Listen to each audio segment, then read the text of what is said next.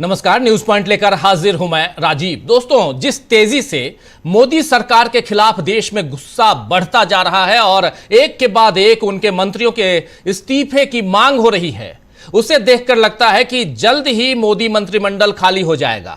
अगर मोदी ने जनता की नाराजगी को नजरअंदाज करना जारी रखा तो हो सकता है कि मंत्रियों के बाद उनके भी इस्तीफे की मांग तेज हो जाए, क्योंकि जब हर बात पर मोदी मोदी ही होना है तो फिर गड़बड़ियों और खामियों की जिम्मेदारी आखिर उन्हें तो लेनी ही पड़ेगी। आप जानते हैं कि पेपर लीक को लेकर धर्मेंद्र प्रधान से इस्तीफे की मांग तेज हो चुकी है। अब राजनाथ सिंह रक्षा मंत्री हैं, उनसे भी इस्तीफा मांगा जा रहा है। कांग्रेस ने उन पर सदन में यानी लोकसभा में और राज्यसभा में दोनों जगहों पर झूठ बोलने के नाम पर इस्तीफा मांगा है और वहां मौजूद सारे बीजेपी सांसदों से माफी मांगने को कहा गया है। कांग्रेस ने जो कुछ कहा है, जरा आज क्योंकि प्रेस कॉन्फ्रेंस कांग्रेस की थी और रिटायर्ड कर्नल रोहित चौधरी ने क्या कुछ कहा है, जरा सुनिए। कि पहली डिमांड हमारी ये है कि राजनाथ सिंह जी ने संसद में झूठ बोला है। संसद में झूठ बोलने के कारण उनको तुरंत प्रभाव से रक्षा मंत्री के पद से हटाया जाए, या अगर हटते नहीं हैं तो उनका रेजिग्नेशन लिया जाए। अगर रेजिग्नेशन नहीं लिया जाता, नहीं देते हैं तो उनको हटाया जाए। दूसरा, तो कांग्रेस का कहना है कि बीजेपी सरकार आने से पहले परंपरा थी कि जो भी देश के लिए सर्वोच्च बलिदान देता था उसके प्रति सार्वजनिक तौर पर कृतज्ञता व्यक्त की जाती थी, लेकिन सेना और सैनिकों के नाम पर राजनीति करने वाली मोदी सरकार ने देश और सैनिकों को बार बार धोखा दिया है। इधर अयोध्या में राम मंदिर में चढ़ावा चोरी के खिलाफ अब वकीलों ने भी मोर्चा खोला है और आरोपियों को 3 दिन के भीतर अयोध्या से निकल जाने का अल्टीमेटम दे दिया गया है। ऐसा ही अल्टीमेटम मध्य प्रदेश में मोहन यादव को कांग्रेस ने दिया है कि वो जमीन घोटाले की सच्चाई खुद बताए। यानी ये जो अलग अलग तरफ से अल्टीमेटम बीजेपी और मोदी सरकार को मिल रहे हैं, वो बता रहे हैं कि सरकार के खिलाफ इस समय जमीन पर जबरदस्त माहौल बना हुआ है। धर्मेंद्र प्रधान के खिलाफ युवा कांग्रेस सड़कों पर मोर्चा खोले हुए है। आईवाईसी प्रेसिडेंट उदय भानु चिब किस तरह धर्मेंद्र प्रधान से इस्तीफा मांग रहे हैं, जरा उसको देख लीजिए। ले चलेंगे उधर जंतर मंतर, वहां क्या कुछ है ये भी देखेंगे। पहले ये देखिए। बीजेपी अभी तक धर्मेंद्र प्रधान का इस्तीफा क्यों नहीं करा पा रही? क्योंकि बीजेपी खुद धर्मेंद्र प्रधान के साथ मिली है। जो अरबों खरबों रुपया Dharmendra Pradhan paper leak mafia से चलाता है, कमाता है, वो तो वही जंतर मंतर की बात मैं कर रहा था। जंतर मंतर पर कॉकरोच जनता पार्टी धरने पर है और इस प्रदर्शन में बहुत से संगठन, गैर सरकारी संगठन, अलग अलग जगहों से आए युवा भी पहुंच रहे हैं। सोनम वांगचुक कल से अनशन पर हैं। आयशा की चीफ नेहा बोरा, वो उनके सहित नेहा बोरा सहित जेएनयू के कुछ छात्र और ऐसे ही कुछ लोग अनशन पर बैठे हुए हैं जो अपने बच्चों के भविष्य को लेकर चिंतित हैं। वहीं सीपीआईएम लीडर बृंदा करात ने भी आज धरना स्थल जाकर अभिजीत दिपके और उनके साथियों से मुलाकात की। यानी ये आंदोलन बढ़ रहा है, लेकिन सरकार अब तक चुप है, खामोश है। आप जानते हैं कि सरकार की ऐसी ही संवेदनहीनता पहली बार नहीं दिखाई दी है, पहली बार नहीं देखी गई है। राहुल गांधी भी ऐसे कई लोगों से खुद जाकर मिले हैं और उनकी मदद की है जो सरकार के अत्याचार का शिकार हुए हैं। जनता ये सब देख रही है। जनता ये भी देख रही है कि मोदी के मंत्रियों से इस्तीफे मांगे जा रहे हैं। धर्मेंद्र प्रधान और राजनाथ सिंह से पहले हरदीप सिंह पुरी से भी इस्तीफा मांगा जा चुका है और कानून व्यवस्था न संभाल पाने, आतंकी हमलों को न रोक पाने और इन सब के कारण अमित शाह जो देश के गृह मंत्री हैं, उनसे भी कई बार इस्तीफे की मांग हो चुकी है। लेकिन राजनाथ सिंह ने पहले कहा, आपको याद होगा, कि हमारी सरकार में इस्तीफे नहीं होते। जनता भी इस बात को जानती है, तो अब वो अल्टीमेटम देने लगी है। जनता क्या अल्टीमेटम दे रही है, इस वीडियो को जरा देख लीजिए। इस वीडियो में देखिए क्या है। तो जल्द ही आपको ये वीडियो भी दिखाते हैं हम, और यहां आइए देखिए जरा।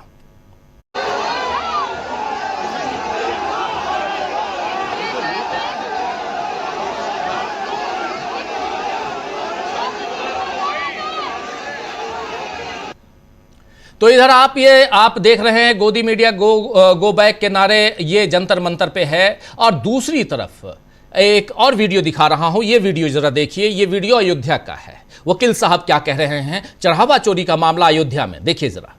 अनिल मिश्रा, गोपाल राव 3 दिन के अंदर और या तो जेल इनको भेजा जाए। अगर ऐसी परिस्थिति नहीं होगी तो हम पूरा अयोध्या जाम कर देंगे, किसी को अयोध्या से बचने नहीं देंगे। तो यहां पर आप देख रहे हैं कि वकील साहब साहब कह रहे हैं अयोध्या में कि चढ़ावा चोरी के आरोपी अयोध्या से चले जाएं 3 दिन के भीतर। यूपी कांग्रेस अध्यक्ष अजय राय ने इस पर जो कुछ लिखा है आपके सामने लाता हूं। उत्तर प्रदेश के कांग्रेस के अध्यक्ष अजय राय लिख रहे हैं कि अयोध्या के वकीलों का यह साहसी कदम जनभावनाओं का प्रतीक है। चंपत राय, अनिल मिश्रा और गोपाल राव को लेकर अयोध्या बार एसोसिएशन का निर्णय स्पष्ट है। अयोध्या की पावन भूमि पर भ्रष्टाचार और अनैतिकता के लिए कोई जगह नहीं है। अयोध्या की गरिमा के से खिलवाड़ कतई बर्दाश्त नहीं किया जाएगा। तो पेपर लीक, छात्रों का जीवन छीनना, शहीदों का अपमान करना, भगवान के घर में भी चोरी करना, पापों की यह लिस्ट बढ़ती ही जा रही है दोस्तों। और मोदी सरकार को मिलने वाले अल्टीमेटम की गिनती भी बढ़ती जा रही है। तो आइए दोस्तों, आज चर्चा करेंगे इस बार कि क्या अब की बार आर पार का वक्त आ गया है। क्या लगेगी यहां इस्तीफों की झड़ी? क्यों मचा है भयंकर बवाल?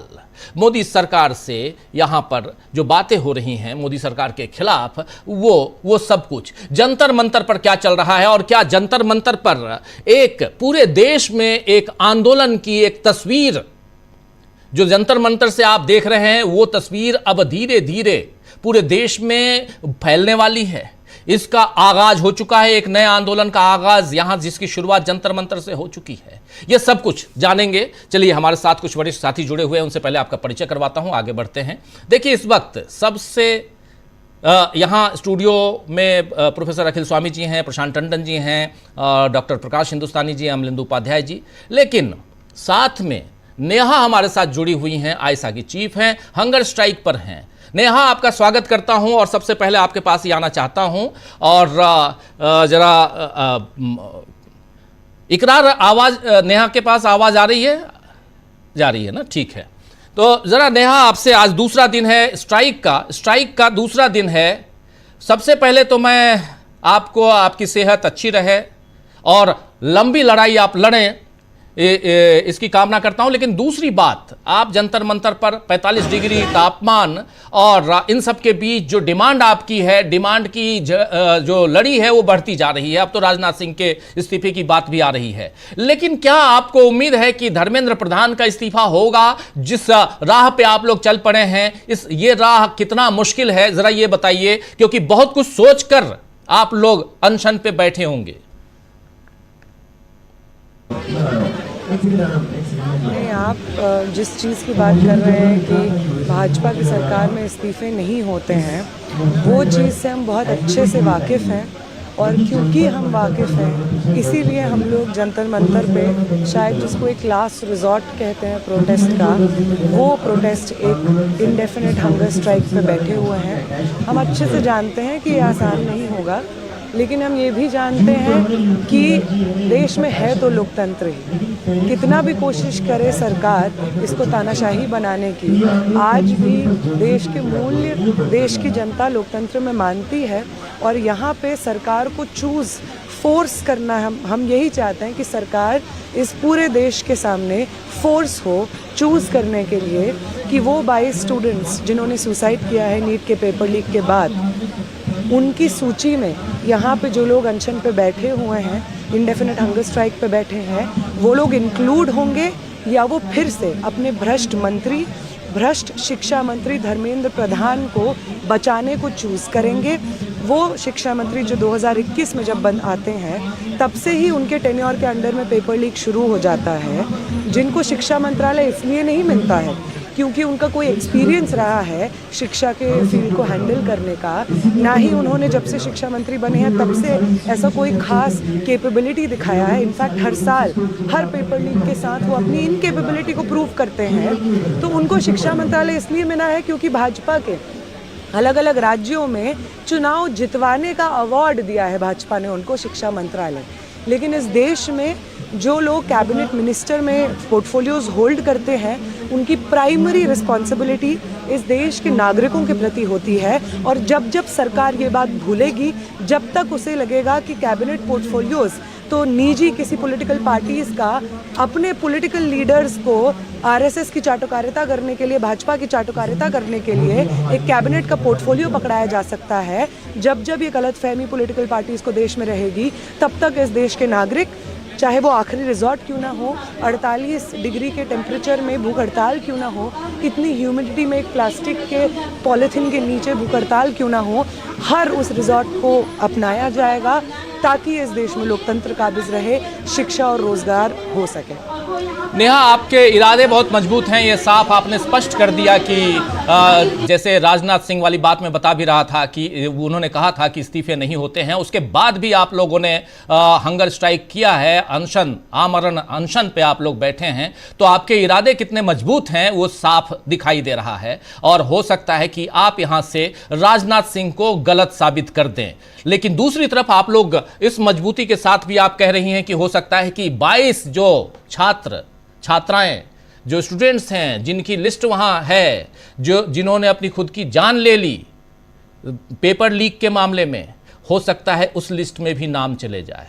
लेकिन मैं आपसे ये जानना चाहता हूं, ये इसके लिए साधुवाद, आपको आपके इस मजबूत इरादे के लिए अब क्या कह सकता हूं, बहुत मतलब गर्व से सीना चौड़ा हो जाता है देश के नागरिक होने के नाते आप जो कह रही हैं। लेकिन दूसरी बात यहाँ महत्वपूर्ण, आपसे अब इस आंदोलन के बारे में जानना चाहता हूं। और आंदोलन में दो चीजें दिखाई देती हैं, स्वतःस्फूर्त लोग हैं, आ रहे हैं, हम लोग भी, हमारे साथी इकरार लगातार वहाँ हैं, मैं भी कल रात को भी आया था और बीच बीच में लगातार आ रहा हूँ, देख रहा हूँ, लोगों से बात कर रहा हूँ। ज़रा मैं ये जानना चाहता हूँ कि जो लोग आ रहे हैं और लोग आए, अट्रैक्ट हों, इस आंदोलन से जुड़ें, इन सब के लिए क्या कुछ हो रहा है सोशल मीडिया पर जो आप लोग मैसेज पहुँचा रहे हैं, इसके अलावा? नहीं, आप सही कह रहे हैं, किसी भी इनडेफिनिट सिटिंग को सस्टेन करने के लिए ये कोशिश करनी पड़ती है कि समाज के अलग अलग तबकों से अपील की जाए और उनको इस मूवमेंट से जोड़ा जाए। ये बताया जाए, समझाया जाए कि शिक्षा का मुद्दा सिर्फ स्टूडेंट्स का मुद्दा नहीं है, नौजवानों का मुद्दा नहीं है। शिक्षा का मुद्दा इस देश में क्या भविष्य होगा, ये देश असली, सही, सच, अच्छे बुरे को कैसे देखेगा, उसका मुद्दा होता है। इसलिए हम लोग जितने किसान संगठन हैं, टीचर्स के संगठन हैं, महिला संगठन हैं, सबसे अपील कर रहे हैं और धीरे धीरे सब हमारे साथ सॉलिडारिटी में आ रहे हैं। कल कहान, एक स्टूडेंट अहमदाबाद से हैं, उन्होंने सुसाइड किया था पिछले कुछ ही दिनों पहले, रीनीट से जस्ट कुछ समय पहले। उनके फादर आए थे हमारे साथ सॉलिडारिटी व्यक्त करने के लिए। आज सीपीआई के जनरल सेक्रेटरी कॉमरेड डी राजा आए हमें सॉलिडारिटी व्यक्त करने के लिए। कल जेएनयू से, डीयू से, तमिलनाडु से, यूपी से, बंगाल से टीचर्स आए थे जो अपने अपने यूनिवर्सिटीज़ के टीचर्स एसोसिएशंस के हेड्स हैं, वो आए थे सॉलिडारिटी व्यक्त करने के लिए। लगातार दिल्ली के आम नागरिक आ रहे हैं अपनी सॉलिडारिटी व्यक्त करने के लिए। तो हम लोग तो हर रोज़ अलग अलग सेक्शंस को इनवाइट कर रहे हैं, उनसे बुलवा रहे हैं कि वो अपनी सॉलिडारिटी हमें एक्सटेंड करें और जितना पॉसिबल हो सके वाइडर दिल्ली की जो जनता है, बाहर बाकी राज्यों की जो जनता है, उनसे रीच आउट करने की कोशिश कर रहे हैं, क्योंकि हम इस चीज़ से बहुत वाकिफ़ हैं कि सिर्फ स्टूडेंट्स और युवाओं का ये मुद्दा नहीं है। शिक्षा का मुद्दा बहुत इंट्रिकेटली जुड़ा हुआ है रोज़गार के मुद्दे से, और वो तमाम नौजवान लोग जो इस वक्त बेरोज़गारी की मार झेल रहे हैं, उनका भी मुद्दा ये मुद्दा है। वो तमाम टीचर्स जो क्लासरूम्स में सिर्फ डिग्री हासिल करने के लिए एक कोई मिनिमम वेज का जॉब कोई उनका स्टूडेंट हासिल कर ले इसलिए जद्दोजहद नहीं करते हैं, बल्कि इस समाज से वाकिफ़ हों, जिस समाज में हम बड़े हो रहे हैं, उनके मुद्दों से वाकिफ़ हों, उनको बदलने का प्रयास हमारे मन में उसकी इच्छा जागृत हो, वो प्रोफेसर्स हमारे साथ सॉलिडारिटी में हैं। वो महिला संगठन जो समझते हैं कि अगर शिक्षा पे पार होता है तो महिलाओं के लिबरेशन की जो लड़ाई है, आज़ादी की जो लड़ाई है, वो बहुत सीवियरली इम्पैक्ट होती है, वो महिला संगठन हमारे साथ जुड़ रहे हैं। सामाजिक न्याय के अलग अलग ग्रुप्स जो समझते हैं कि एनईपी या वीबीएसए के माध्यम से, सेंट्रलाइजेशन के माध्यम से, शिक्षा के सेंट्रलाइजेशन और कमोडिफिकेशन के माध्यम से फिर से जो यूनिवर्सिटीज़ को एक प्रिविलेज बना दिया जा रहा है, फिर से वो लोग शिक्षा हासिल करेंगे जिनकी जेब में पैसा है, जो सोशियो इकोनॉमिक प्रिविलेज से आते हैं, ये कोशिश हो रही है। इसलिए शिक्षा सार्वजनिक रहे, सरकारी रहे, इसकी बहुत ज़रूरत है। और वो लड़ाई, इस लड़ाई से जुड़ी है तो सामाजिक न्याय का सवाल इससे जुड़ा है। ये तमाम सवाल हमारे शिक्षा के सवाल से जुड़े हैं और इन तमाम सेक्शंस को हम इनवाइट कर रहे हैं, लगातार अपील कर रहे हैं और वो सॉलिडारिटी एक्सटेंड कर रहे हैं। जी नेहा, ये बताइए कि आप, एक मंच है जहां सोनम वांगचुक बैठे हुए हैं, एक मंच आपका जो आप बता रही हैं प्लास्टिक के उस पे आप बैठी हुई हैं, और आपसे मात्र 10 कदम की दूरी पर कल रात को मैं मिला, एक और इंसान बैठे हुए हैं जो उत्तर प्रदेश, पश्चिमी उत्तर प्रदेश से हैं, वो बैठे हुए, वो भी कल से आप ही की तरह धरना प्रदर्शन में हैं। उनसे ही मेरी बात हो रही थी कल रात को। मैं बोला कि आप सब लोग एक साथ, और उनके आगे भी एक हैं जो 4 दिन से बैठे हुए हैं। मैं आश्चर्यचकित था, अलग अलग क्यों बैठना, ज़रा ये बताइए, क्योंकि कई लोग ये सवाल कर रहे हैं। मैं चाहता हूं कि डीवी लाइव के माध्यम से मैं इस सवाल का जवाब आपके ज़रिए ले पाऊं और उन लोगों तक पहुंचा पाऊं कि इसके क्या मायने हैं अलग अलग बैठने के। ये बहुत ही वाजिब सवाल है और किसी के भी मन में आएगा। ये तो सही बात है कि इस प्रोटेस्ट का कॉल तो सीजेपी ने दिया था, तो वो एक मंच है जहाँ पे सोनम वांगचुक जी बैठे हुए हैं। हम आईसा से हैं, आईसा स्टूडेंट ऑर्गेनाइजेशन से हैं, स्टूडेंट एक्टिविस्ट हैं, और अपने शिक्षा के मुद्दे धर्मेंद्र प्रधान के इस्तीफे पे केंद्रित करते हुए वो उठा रहे हैं, इसलिए हमारा ये अलग मंच है। एक ही प्रोटेस्ट साइट है, एक ही डिमांड है। बाकी आपने जिन इंसान व्यक्ति का जिक्र किया वो सच में यूपी के साथी 10 कदम दूर बैठे हैं। एक और हैं, वो और थोड़ा दूर बैठे हैं, वो पिछले 4 दिन से भूख हड़ताल पे, हमारा तो दूसरा ही दिन हुआ है। उनसे तो हमने की अपील कि हम लोग सब साथ में करें। वो यहाँ पे आते हैं, फ़ोन चार्ज करने के लिए बैठते हैं, हम लोग बात करते हैं, तो एक सहज हमारा रिलेशनशिप तो है उन साथियों से जो हमसे पहले से बैठे हैं या कल यूपी के जो साथी बैठे थे। बाकी ये प्रोटेस्ट साइट सेम है, हमारा मुद्दा सेम है। सोनम वांगचुक जी एनवायरनमेंट के मुद्दे को लेकर भी प्रोटेस्ट साइट पर बैठे हैं, और जिसमें लद्दाख की एक डिमांड जुड़ी हुई है। अब हम लोग बिल्कुल लद्दाख के जो लोग हैं उनके संघर्ष का समर्थन करते हैं, लेकिन फ़िलहाल तो हमारी मांग धर्मेंद्र प्रधान के इस्तीफे तक सीमित है। तो इस वजह से हम ऐसा हैं, वो सीजेपी के तरफ से बुलाए हुए लोग हैं, और बाकी जो लोग हैं वो आते रहते हैं। हमारे एटलीस्ट यहाँ पे तो हम लोग एक बहुत फ्रेंडली रिलेशनशिप, साथ में संघर्ष कर रहे हैं एक ही मांग पे, तो वो हमारा रिश्ता है, तो यही वजह है। चलिए, बहुत बढ़िया, ये जानकारी बहुत ज़रूरी थी, क्योंकि कल रात को मेरे से कई लोग पूछ भी रहे थे कि आप वहाँ हैं, बताइए, आप ही पूछ लीजिए। तो इसलिए मैंने आपसे पूछ भी लिया, ऑन एयर पूछ लिया कि आखिर क्या कारण है। आपने बताया भी, बहुत शुक्रिया। एक आखिरी सवाल, मैं समझ रहा हूँ कि आपको ज़्यादा ना बोलें तो ज़्यादा बेहतर है, क्योंकि आप अनशन पे हैं, लेकिन फिर भी आखिरी क्या लगता है, एक जहन में आता है ना नेहा कि इतने दिनों तक बैठना है, पता नहीं ये सरकार मानेगी नहीं मानेगी। आप जब बैठी होंगी अनशन पे, आपके साथी बैठे होंगे अनशन पे, तो ये तमाम सवाल जहन में आए होंगे। बैठने से पहले, ये मैं अपनी तरफ से कह रहा हूँ, लेकिन आपके जहन में क्या सवाल आए? क्या आपने ये सोचा कि हो सकता है 15 दिन, 20 दिन या महीने भर ये सरकार जैसी है? और कई ऐसे एग्जाम्पल सामने आए हैं, इसीलिए पानी बचाने के गंगा नदी वाले अग्रवाल साहब वो नहीं रहे इस दुनिया में। तो ऐसे बहुत है। मैं आपको हतोत्साहित नहीं कर रहा हूं, लेकिन आपके जहन में जो बातें आई होंगी जरा शेयर कीजिए, साझा कीजिए हमारे दर्शकों के साथ। वही बात है कि कोई भी भूख हड़ताल, अनिश्चितकालीन भूख हड़ताल एक लास्ट रिजॉर्ट होता है। जब आप हर तरीके को, हर फॉर्म ऑफ प्रोटेस्ट को एग्जॉस्ट कर चुके होते हैं, तब आपके पास एक अकेला तरीका बनता है कि आप सरकार के सामने ऑल्टरनेटिव्स रखें। या तो वो इस देश के आम नागरिकों की ज़िंदगी को चुने, उनके मुद्दों को चुने और उस पर हामी भरें, या वो अपने कैबिनेट के एक मिनिस्टर की अना बचा लें।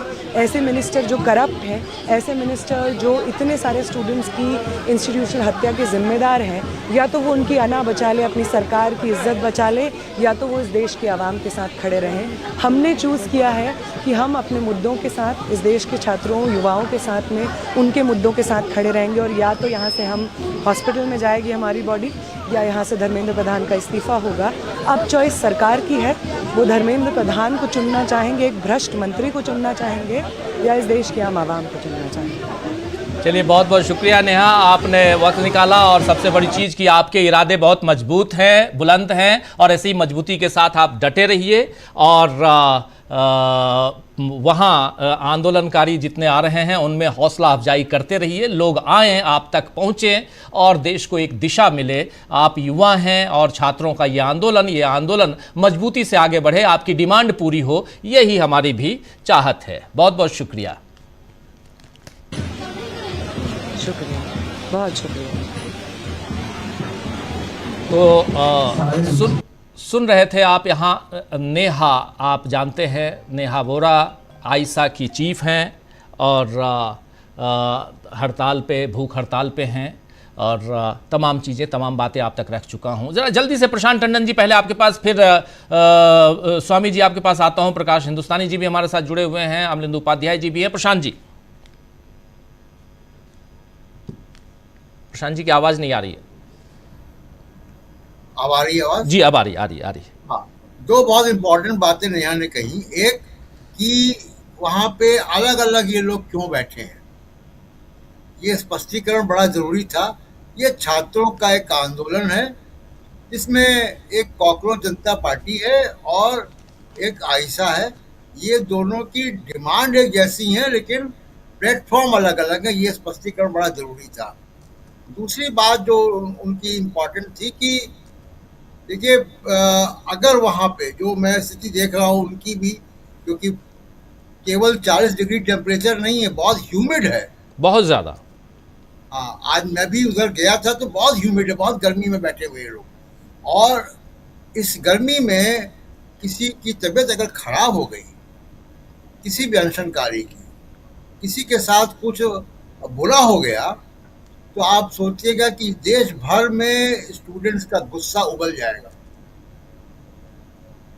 तो मुझे मतलब लगता है कि शायद नरेंद्र मोदी को अभी, हालांकि वो विदेश में है और एक AI से जनरेटेड वो मेडल लेकर वापस आएंगे, लेकिन जिसमें तमाम स्पेलिंग मिस्टेक भी है, वो बातें भी होंगी, लेकिन उनको शायद लोग एडवाइस करें कि आप इससे इतना संवेदनशीलता आप दिखाओ कि धर्मेंद्र प्रधान का इस्तीफा आप ले लो, और वरना क्या होगा कि नरेंद्र मोदी की कुर्सी हिल जाएगी।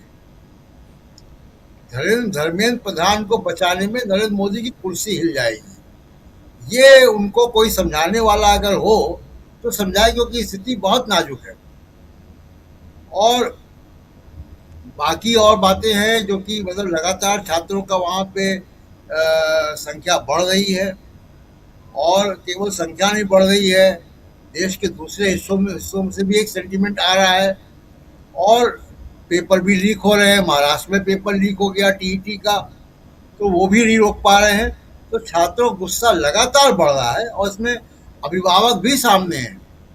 मैं उत्तर प्रदेश की रिपोर्ट बता दूं आपको कि उत्तर प्रदेश में तमाम सारे वो मीडिया रिपोर्ट्स आ रही है अब कि जो बीजेपी के सपोर्टर्स रहे, कट्टर सपोर्टर्स, वो भी अब बीजेपी से अलग हो रहे हैं। ये तमाम सर्वेज और रिपोर्ट मीडिया में आ रहे हैं, मीडिया के एक सेक्शन में आ रहे हैं जी। तो नरेंद्र मोदी को के लिए ये अलार्म बेल बज रही है, अगर उसको वो सुन पाए तो।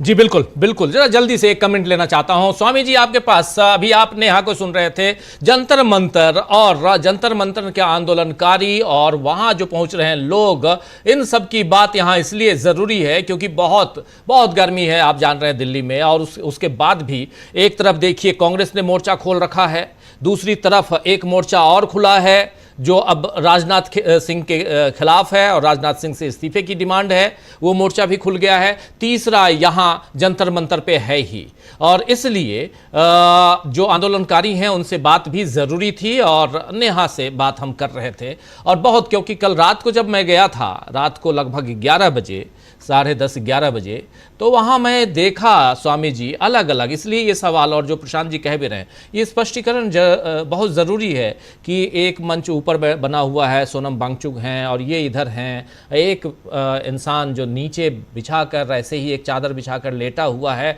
वो भी। मैं पूछा क्यों, आखिर आप क्यों अनशन पे हैं? तो उनका कहना था मैं अपने बच्चे के लिए है, मेरा बच्चा जिसका पेपर लीक हो गया। बाप बैठा हुआ है एक बेटे के लिए, और सबकी डिमांड एक ही है। बोले अभी पहली डिमांड तो यही कि इस शिक्षा मंत्री को भगाओ, हटाओ। इकरार हमारे साथ जुड़े हुए, इकरार आपके पास आता हूं, लेकिन जल्दी से स्वामी जी।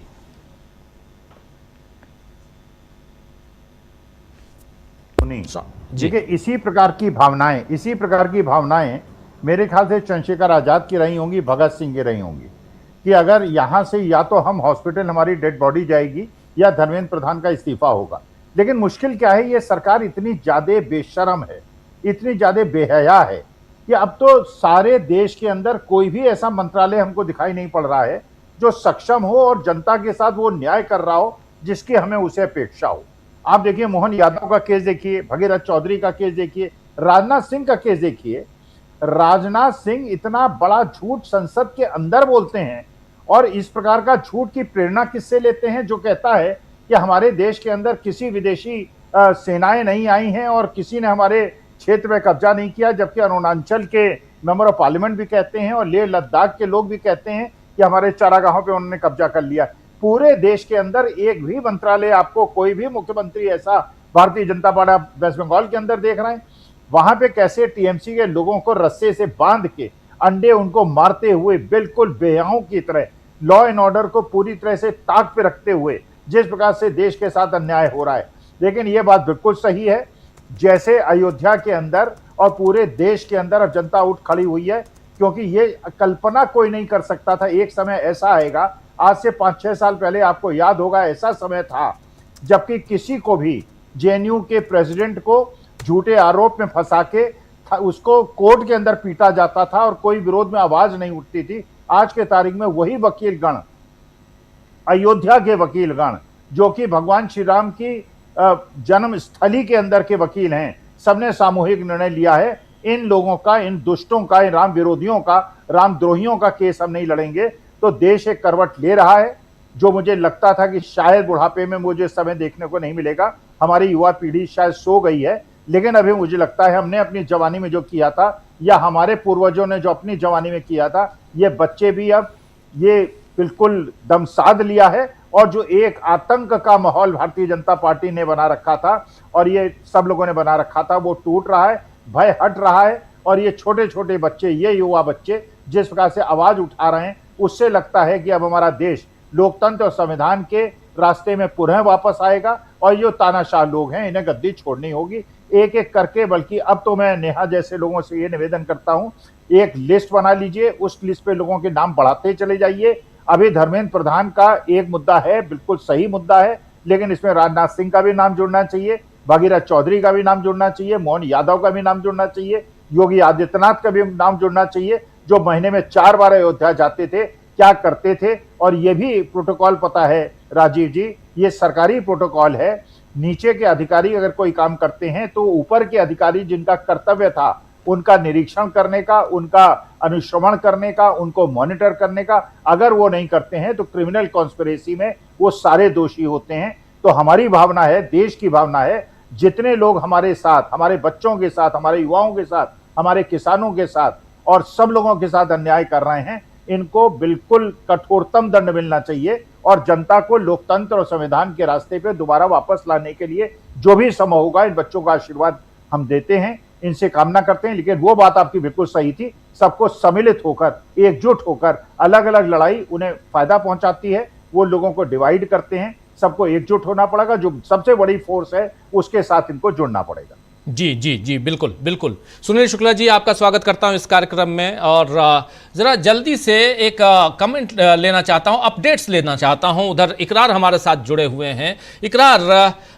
दिन भर आप वहां हैं, ज़रा बताइए क्या कुछ चल रहा है जंतर मंतर पे। और अभी नेहा से आपने ही बात करवाई। और ओवरऑल आज का दिन, आज 10वां दिन, जबकि हंगर स्ट्राइक पे कई लोग हैं, कितना उत्साह है आयोजकों में और कितना उत्साह है यहां आने वाले जो आंदोलनकारी हैं उनमें?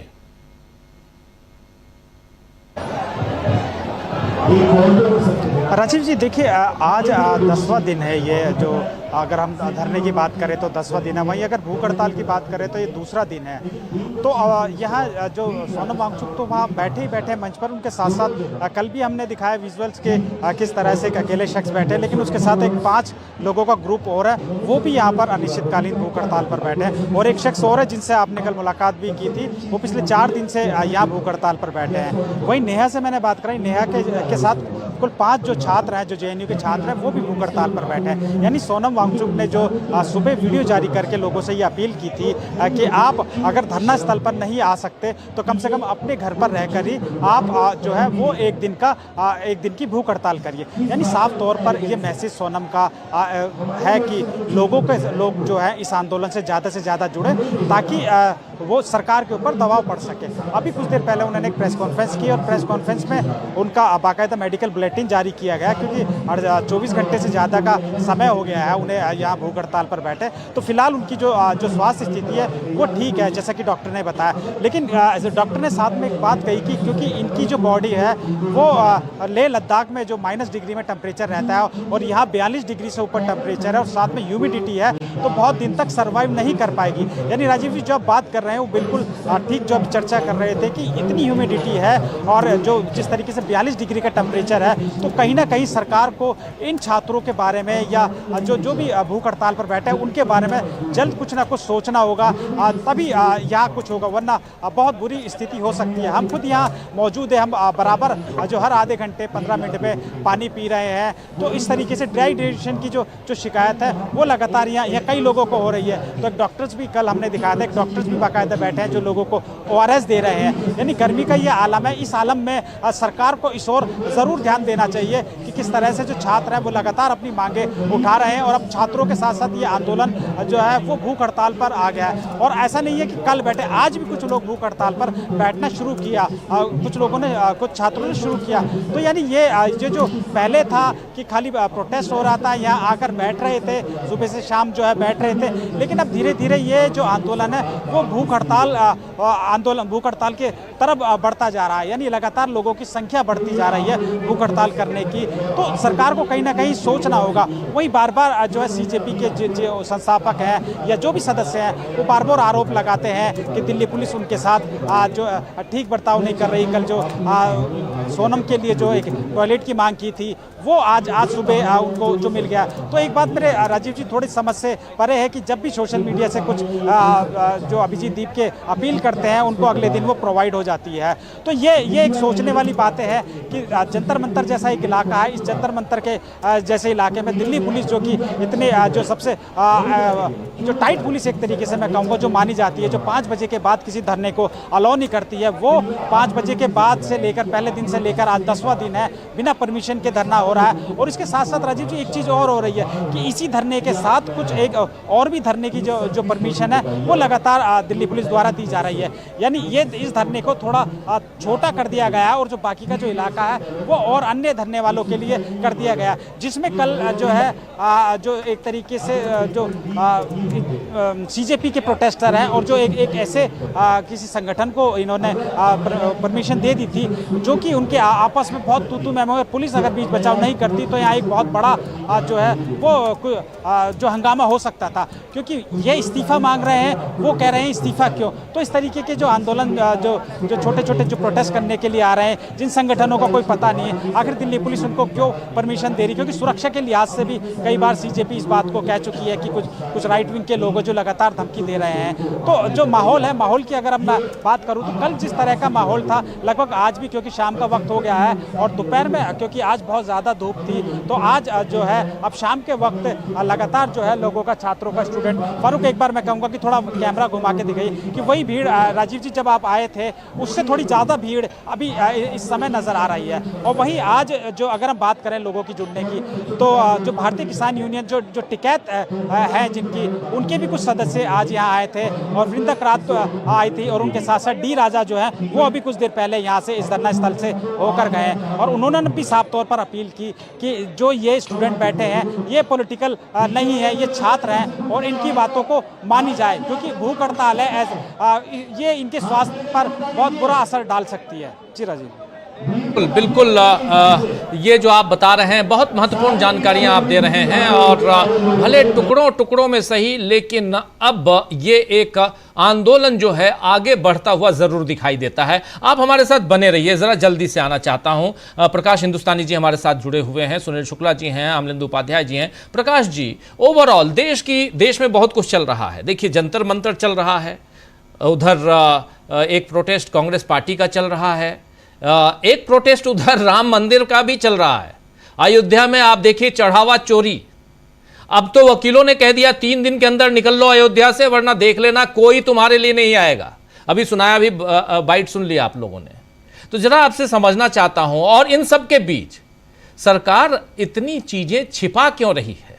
एक बात मुझे समझ में नहीं आ रही, पिछले 12 साल से और इतने घटनाक्रम जिसमें इतनी सारी लंबी फहरिस्त है, छिपाने की फहरिस्त, और वो पता भी चल जाता है। एक बजट, आपको याद होगा, आप सब हमारे साथी, आप सब ने बजट को कवर किया है।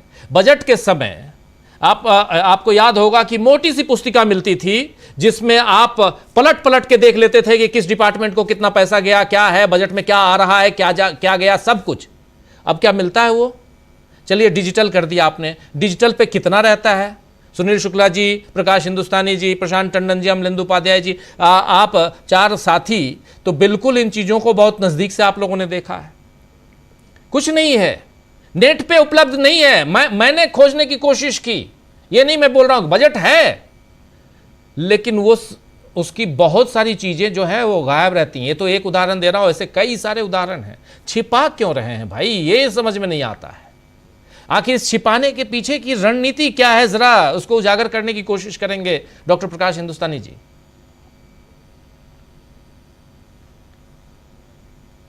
प्रकाश जी की आवाज नहीं आ रही। प्रकाश जी अनम्यूट कर लीजिए प्लीज। जी, हमारे बजट में राजीव जी रेलवे का मंत्रालय, रेलवे का जो अलग बजट आता था, कब वो मिल गया इस आम बजट में पता ही नहीं चला। रेलवे में कौन कौन सी स्कीम्स आ रही हैं, भाड़ा कितना बढ़ रहा है, कोई डिटेल जानकारी लोगों को उपलब्ध नहीं होती। तो ये सब छिपाने की आदत हमारी सरकार की बहुत पुरानी है, 12 साल पुरानी तो है ही। दूसरी बात आप ये देखिए कि देश में जगह जगह प्रदर्शन हो रहे हैं, युवाओं के प्रदर्शन है, किसानों के प्रदर्शन है, क्योंकि देश भर में किसान आंदोलन कर रहे हैं। सस्ते आयात के नुकसान के खिलाफ हो रहा है, उर्वरकों की कमी के खिलाफ हो रहा है, एमएसपी और कर्ज माफी की मांग को लेकर एमएसपी के मुद्दे पर भी किसान आंदोलन कर रहे हैं। पंजाब और हरियाणा में तो बहुत बड़े प्रदर्शन चल रहे हैं, पुतले जलाए जा रहे हैं। संयुक्त किसान मोर्चा सक्रिय है। ट्रेड डील पर क्या संशोधन हो सकते हैं, इसकी मांगे क्या होगी पता नहीं चल रहा है। और देश भर में छोटे छोटे ट्रेड यूनियन भी लगातार आंदोलन कर रहे हैं। बंगाल में, बिहार में, उत्तर प्रदेश में, देश के कई हिस्सों में ये नाराजगी दिख रही है। श्रमिकों की, किसानों की, कांग्रेस और एनएसयूआई तो पूरे देश में प्रदर्शन कर ही रही है, नीट के मामले में भी, बेरोजगारी के मुद्दे पे भी, लेकिन सरकार की निगाह में कुछ नहीं हो रहा है। सरकार हमारे प्रधानमंत्री जी धर्मेंद्र प्रधान को उनके बर्थडे पर बधाई देते हैं और उनके काम की तारीफ करते हैं, कह सकते कि उन्हें अभयदान देते हैं या आशीर्वाद देते हैं कि बहुत बढ़िया काम कर रहे हैं धर्मेंद्र प्रधान जी। अब एक सबसे आश्चर्य की बात यह है कि नीट की परीक्षाएं जिस तरह ली जाती है, जैसे उसमें घोटाले होते हैं, विद्यार्थियों से हम अपने ही बच्चों से जिस तरह बर्ताव करते हैं, वो बहुत ही शर्मनाक है। आप छोटी छोटी बातों पर तंग किया जा रहा है, 2 मिनट लेट हो गए तो आपको नहीं आने देंगे। एक विद्यार्थी ने मुझसे कहा कि भाई मैं बहुत टैलेंटेड आदमी हूँ, मैं आपका 3 घंटे का प्रश्न पत्र 1.25 घंटे में हल कर सकता हूँ या 1.5 घंटे में हल कर सकता हूँ, तो मुझे आने तो दीजिए। अगर मैं पूरा नहीं कर पाऊंगा तो मुझे आप अंक नहीं मिलेंगे। तो पर परीक्षा देने से क्यों रोका जाता है? दूसरी बात है कि परीक्षाओं के जो केंद्र होते हैं बहुत दूर दूर होते हैं बच्चे, और हर मोटी फीस ली जाती है। अगर आप परीक्षा के बहाने बड़ी फीस लेती है और विद्यार्थियों के साथ कुछ होता नहीं है।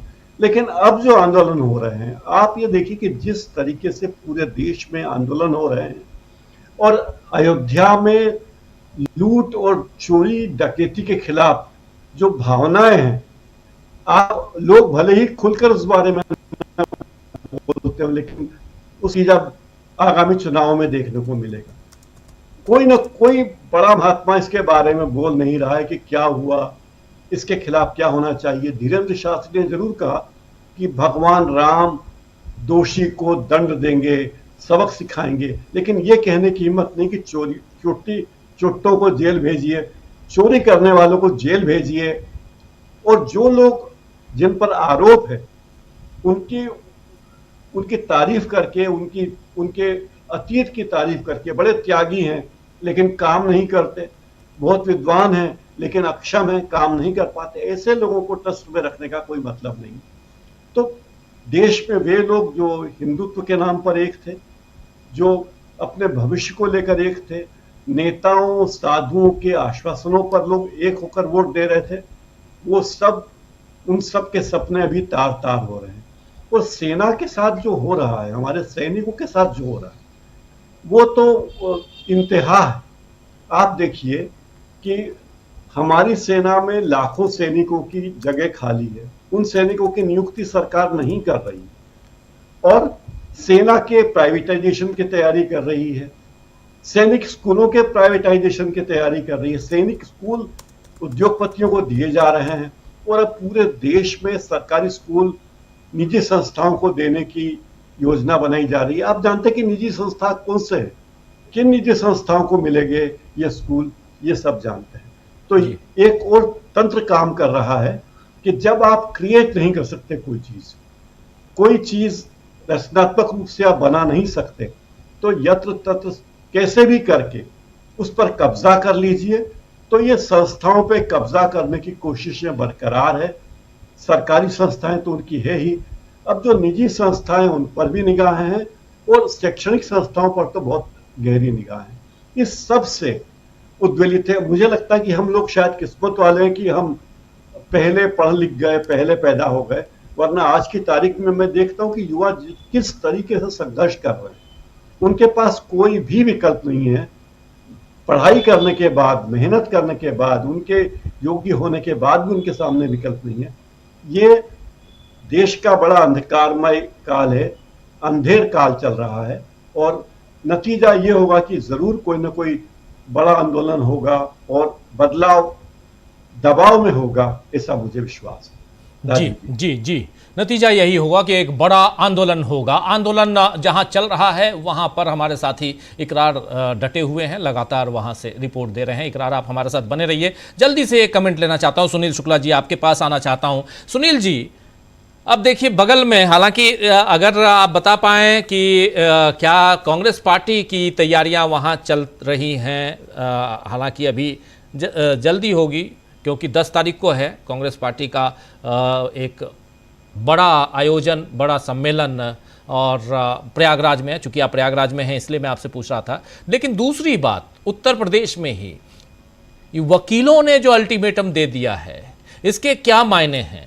और क्या ये मामला जो अयोध्या वाला है, मैं यहाँ अयोध्या के मामले को इसलिए ला रहा हूँ क्योंकि अयोध्या के नाम पर बीजेपी 2 से अब की बार 400 पार के नारे तक पहुंची, राम मंदिर, रामलला के नाम पे, इसमें कोई दो राय नहीं है।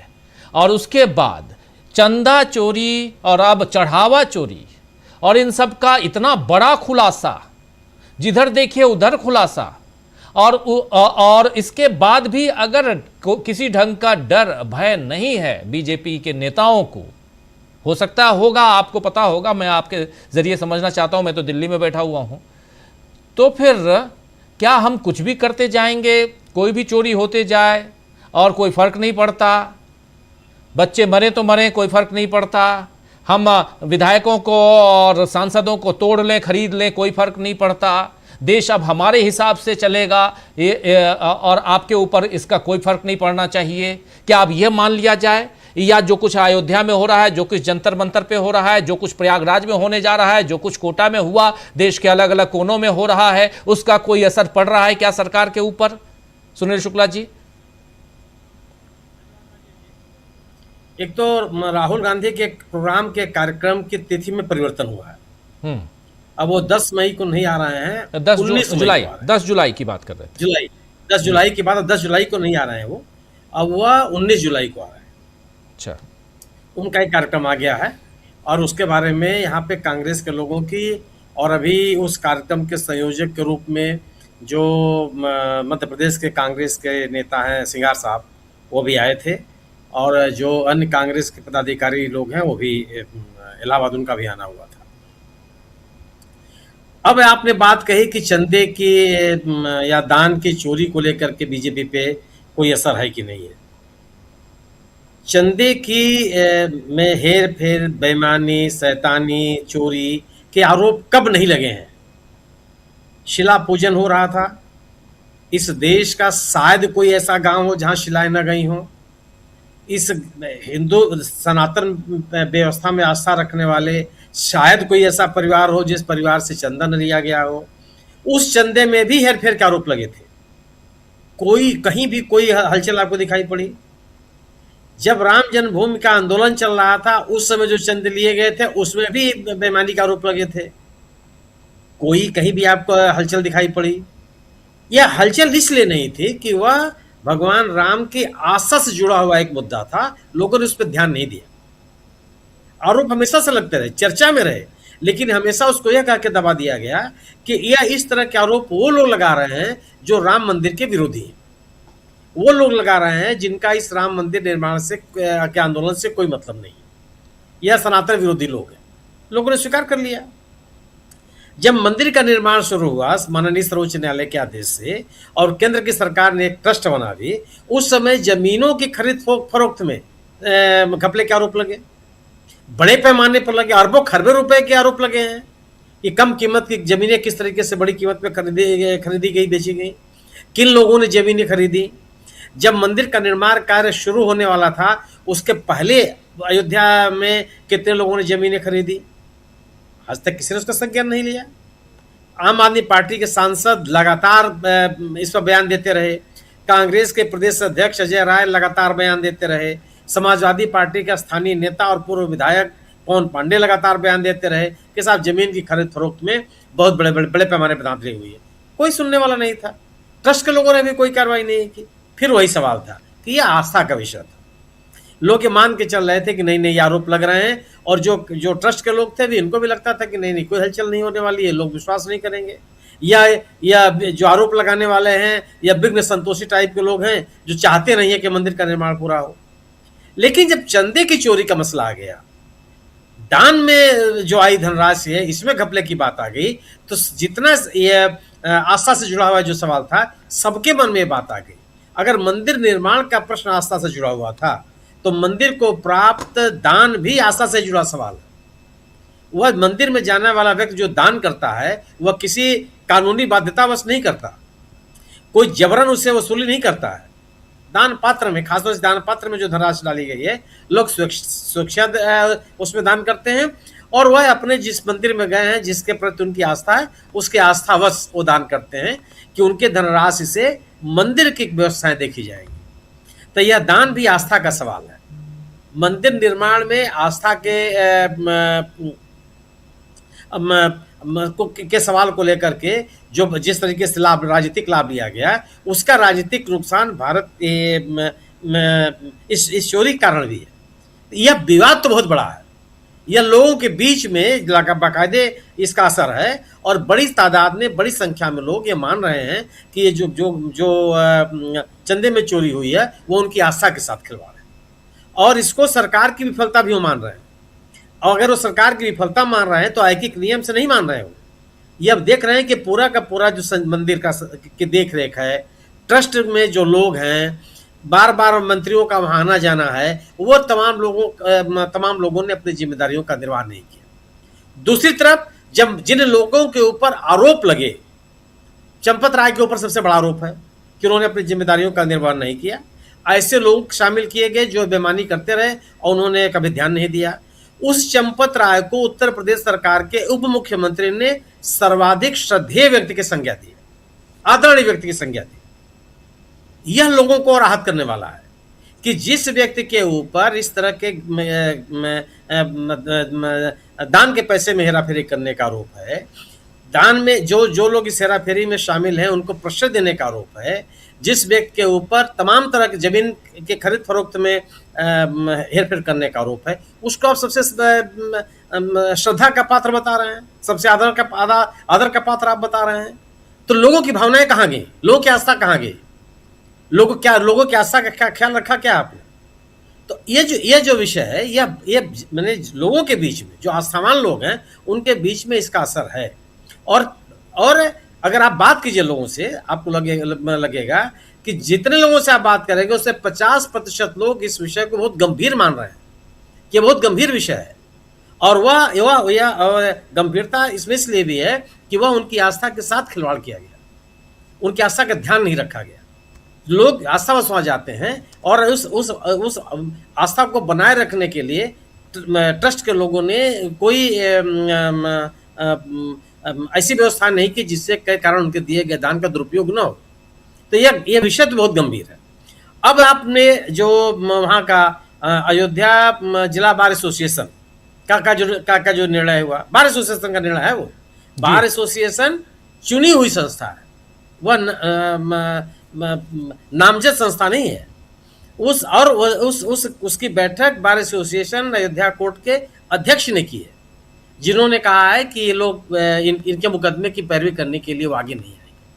हालांकि मेरा अपना मानना यह है कि बार एसोसिएशंस को कमजोर करने के लिए जो संघ के लोगों ने अधिक अधिवक्ता परिषद के नाम से एक संगठन तैयार कर रखा है, लगभग हर न्यायालय में है, वो सुप्रीम कोर्ट में भी है, जिला अदालतों में भी है, तहसील की अदालतों में भी है, उच्च न्यायालयों में भी एक उन्होंने अधिवक्ता परिषद एक बाकायदे नाम है, संघ के लोग ही उसमें सक्रिय होते हैं।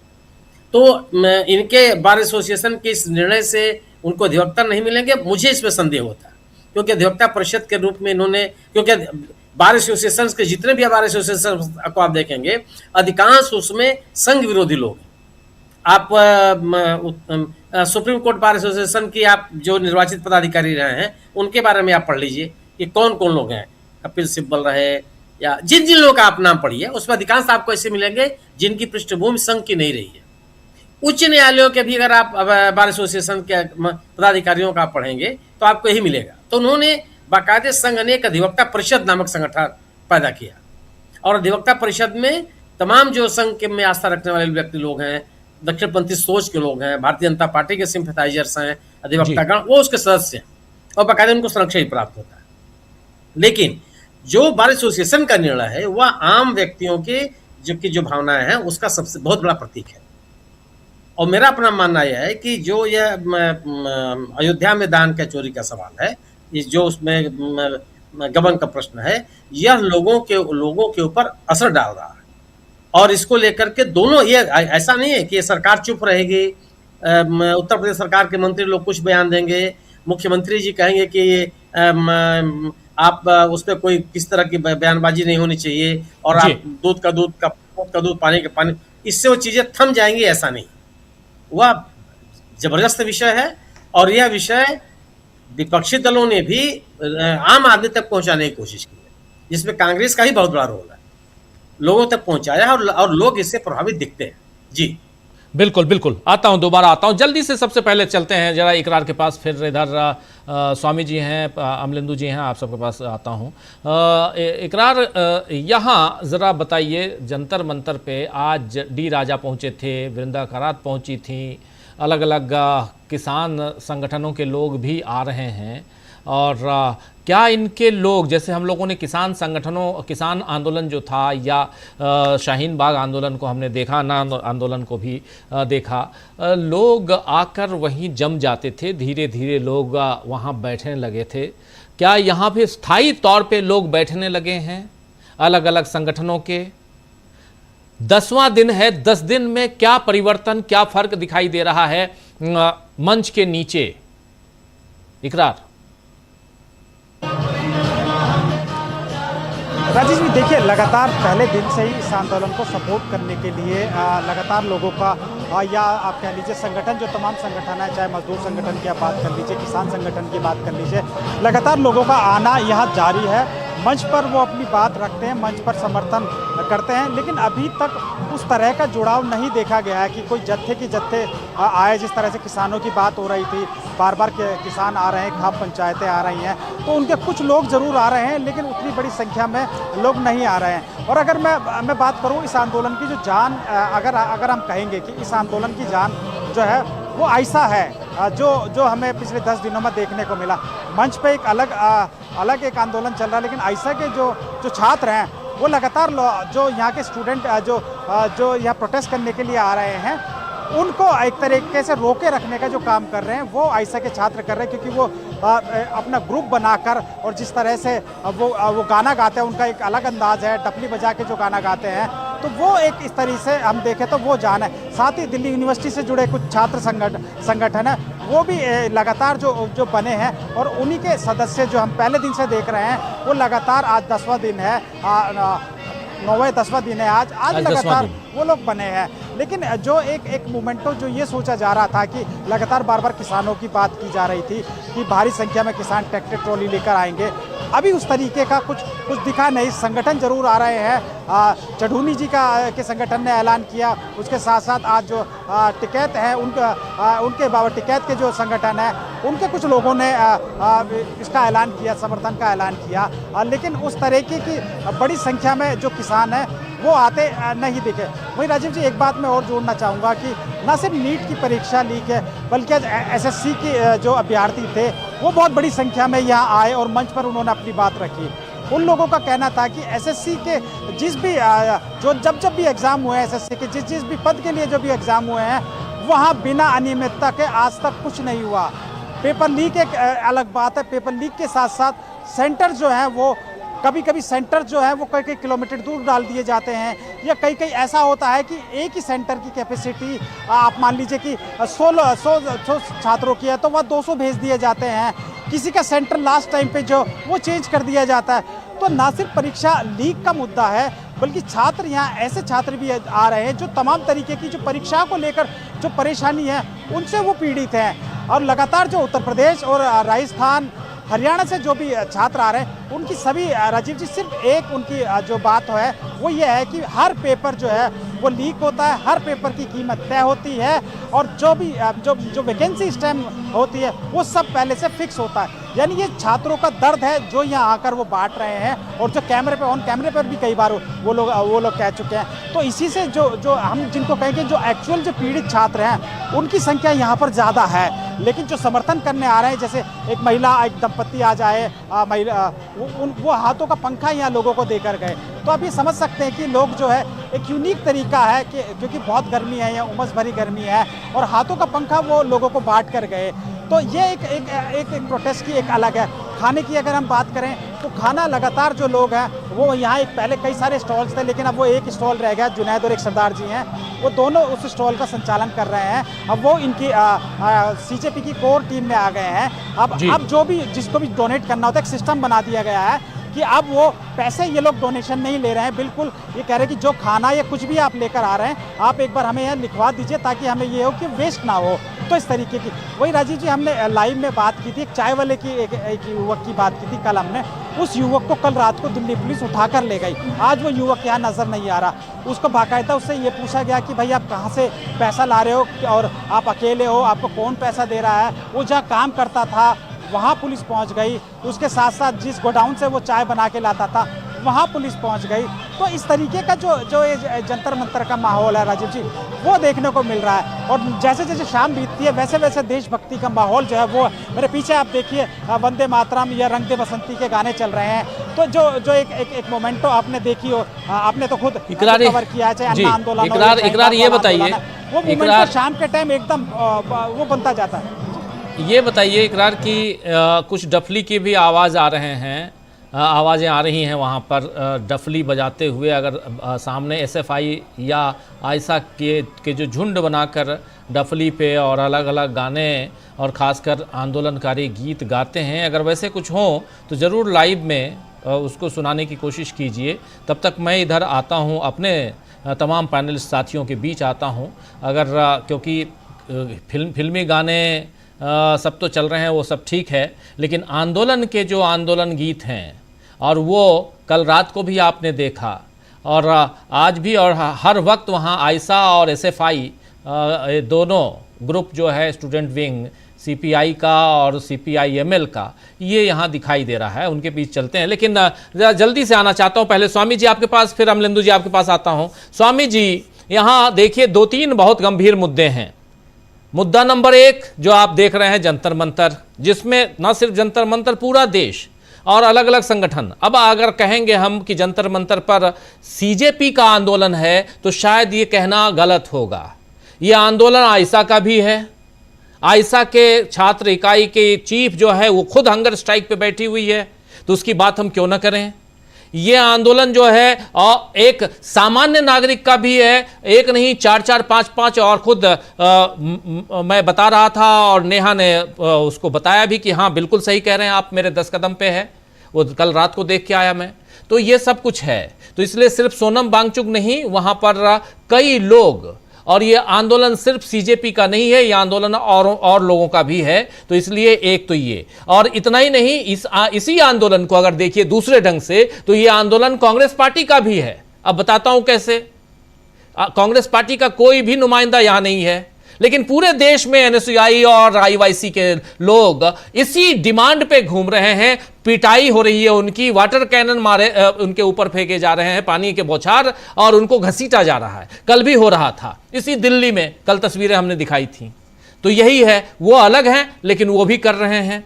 वो जंतर मंतर पे नहीं है, लेकिन देश भर के अलग अलग सड़कों पे हैं। एक तो ये। दूसरी चीज, शहीदों का अपमान, कितना बड़ा अपमान राजनाथ सिंह ने किया है, रक्षा मंत्री ने। या तो कहें कि नरेंद्र मोदी ने किया है, सरकार उनकी है। क्या वो देश से माफी मांगेंगे? क्या वो इस्तीफा देंगे जो कांग्रेस पार्टी कह रही है? ये दूसरा मामला। तीसरा मामला बहुत गंभीर, जिसके बारे में बहुत ही विस्तार से हमारे साथी सुनील शुक्ला जी ने बताया। चढ़ावा चोरी, आस्था के नाम पर किसी के सेंटिमेंट से आप खेल रहे हैं, किसी की भावनाओं के साथ आपने छल किया है, ये सब कुछ। तो मैं ये 3 अलग अलग रूप इस देश में, और ये तीनों जगहों पर सरकार है, एक पक्ष सरकार है स्वामी जी। चाहे धर्मेंद्र प्रधान का मामला हो, चाहे राजनाथ सिंह का मामला हो, चाहे राम मंदिर में चोरी का मामला हो, सब जगह। इसलिए, और ऐसे में जरा आपसे समझना चाहता हूं स्वामी जी कि क्या देश इस गर्मी में आपको आंदोलित होता हुआ दिखाई देता है? मैं सिर्फ जंतर मंतर की बात नहीं कर रहा हूं। देखिए राजीव जी, पहली बात तो इकरार ने जो बातें की, बड़ी महत्वपूर्ण बातें की। पहली बात जो मैंने खुद देखा, और आप भी रोज जाते हैं और आप वहां देखते हैं, देखिए ये कहना गलत था कि जंतर मंतर के अंदर ये गैर राजनीतिक आंदोलन है। पहली बात तो यह है कि ये, जैसे इकरार ने बताया, ये आयसा का आंदोलन है और ज्यादातर लोग जो है आयसा वाले हैं। वहां पे दीपंकर भट्टाचार्य गए, डी राजा गए, तो इसका मतलब यह है कि लेफ्टिस्ट आंदोलन करीब करीब इसमें हो गया। तो एक तो ये समझा जा सकता है, कॉकरोच जनता पार्टी के जो 2 करोड़ फॉलोअर्स बने थे और ये आशा की जा रही थी कि वहां भीड़ उमड़ेगी, वो एक प्रकार की गलतफहमी थी। किसने क्रिएट की, क्यों क्रिएट की, कैसे क्या हुआ। अच्छा, ये भी बात बिल्कुल सही, इकरार ने बहुत सही बात करी कि वहां पे दक्षिणपंथी लोगों को भी आंदोलन करने की अनुमति दे दी गई है और इनका क्षेत्र कम कर दिया गया है। देखिए ये बात बिल्कुल सही है कि दक्षिणपंथी ताकतों को लड़ने के लिए जो असली अच्छा टारगेट मिलता है वो लेफ्टिस्ट टारगेट मिलता है। तो आज के तारीख में देखिए सब लोग कवर किसको कर रहे हैं, जंतर मंतर को कर रहे हैं। कॉकरोच जनता पार्टी के नाम से कर रहा है, लेकिन लेफ्टिस्ट आंदोलन है। और सबसे ज्यादा दक्षिण पंथियों को फायदा होता है अगर उनके सामने लेफ्टिस्ट खड़े होते हैं, क्योंकि वो चीन से उसको जोड़ देते हैं, फिर इधर उधर जोड़ के अपना फायदा उठा लेते हैं। उन्हें परेशानी होती है मध्यम वर्गीय पार्टी से लड़ने की। तो ये देखिए, ये बात जो मुझे लगती है ये बिल्कुल सही बात है। भाई आपने अनुमति नहीं दी, पुलिस ने अनुमति नहीं दी, 10 दिन से आंदोलन चल रहा है, लेकिन समेटने की कोशिश कर रहे हैं, लेकिन आंदोलन तो चल रहा है। तो आजादी हो रही है, तो इसका मतलब ये है कि मामला तो गंभीर है। तो जो आपने कहा कि अगर भाई आप मकसद तो आपका धर्मेंद्र प्रधान का, भाई आज के तारीख में अगर देखा जाए तो धर्मेंद्र प्रधान के जितने पाप हैं उससे ज्यादा राजनाथ सिंह के पाप हैं, उससे ज्यादा जो भागीरथ चौधरी हैं उनके पाप हैं, उनसे ज्यादा मोहन यादव का पाप हैं, उनसे ज्यादा चंपत राय के और अनिल मिश्रा के पाप हैं। तो अगर पूरा जो है वहां पे अयोध्या के अंदर वो लोग, जो अयोध्या नगरी भगवान श्री राम की नगरी है, वहां पे अगर इस प्रकार से एडवोकेट जो हैं, वकील लोग आंदोलनरत हो जाते हैं, सामूहिक निर्णय ले सकते हैं, तो मुझे लगता है कि कहीं ना कहीं कोई स्ट्रेटेजिक, कोई भारतीय जनता पार्टी की चाल है जिसको समझना बहुत मुश्किल हो रहा है। वास्तविकता में हमको कंसंट्रेट करना चाहिए और इन लोगों को भी जो अलग अलग आंदोलन चला रहा है, नेहा की बात से मैं बहुत प्रभावित हुआ। मुझे लगा एक क्रांतिकारी लड़की है जो अपनी जान जोखिम में डाल के वहां बैठी हुई है, लेकिन भावना से ज्यादा इंपॉर्टेंट होता है स्ट्रेटेजी का, और जो जिससे आप लड़ रहे हैं उसकी स्ट्रेटेजी का अध्ययन करना बहुत ज्यादा आवश्यक होता है। जैसे मैंने एक पिक्चर देखी थी पैटर्न, उसमें यह था कि जनरल कहता है अपने सैनिकों से, कहता है देश के लिए अपनी जान देने से बड़ी स्वामी भक्ति यह है दुश्मन को उसके देश के लिए उसको मरने के लिए मजबूर कर दो, क्योंकि तुम्हारी जान महत्वपूर्ण है। अगर तुम मर जाओगे तो लड़ने वालों की संख्या कम हो जाएगी।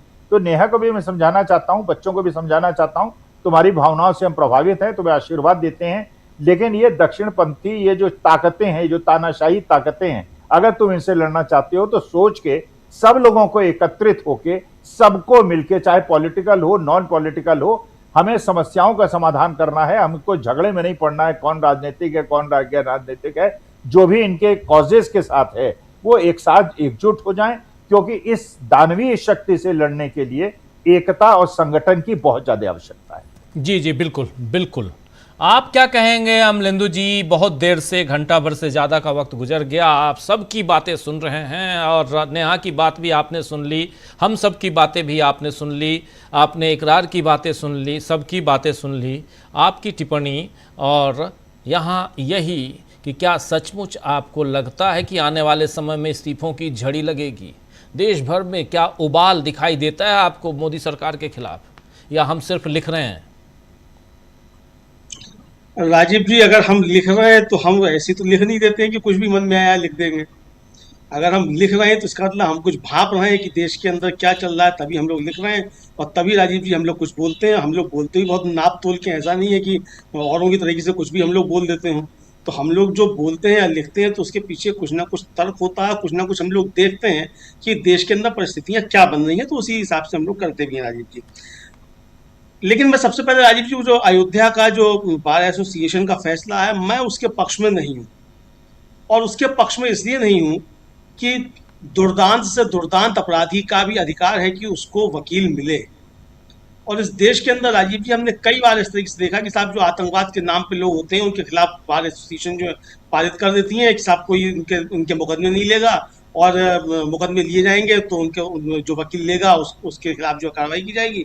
और हम लोगों ने देखा लखनऊ में है शोएब साहब, मोहम्मद शोएब एडवोकेट, उन्होंने इस तरीके से मुकदमे ले लिए, तो वकीलों ने उनकी अदालत में ही पिटाई करी, और बाद में जो मुकदमे लिए गए वो सारे लोग जो थे वो बरी हुए, इस तरीके से हुए।